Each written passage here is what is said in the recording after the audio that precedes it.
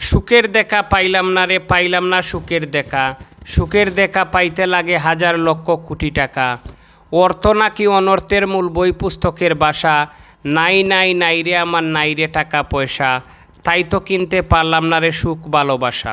এ জীবনে হয়তো অনেকেই মনে করে যে সুখ শান্তির জন্য টাকার প্রয়োজন নাই।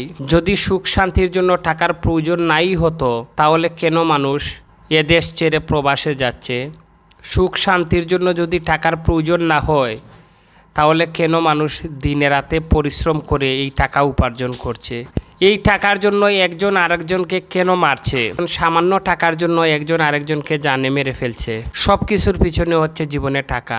আর এ জীবনে যত টাকাই উপার্জন করুন না কেন, মনে রাখতে হবে এই সব কিছু ফেলে আপনি একদিন এই দুনিয়ায় ছেড়ে চলে যেতে হবে। আরো 1 লাখ।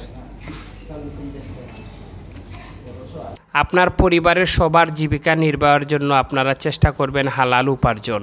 অসৎ উপার্জনের টাকা দিয়ে আপনারা যদি দান সদগাও করেন, তাহলে সেই দান সদগাও মহান রাব্বুল আলামিন কবুল করবেন না।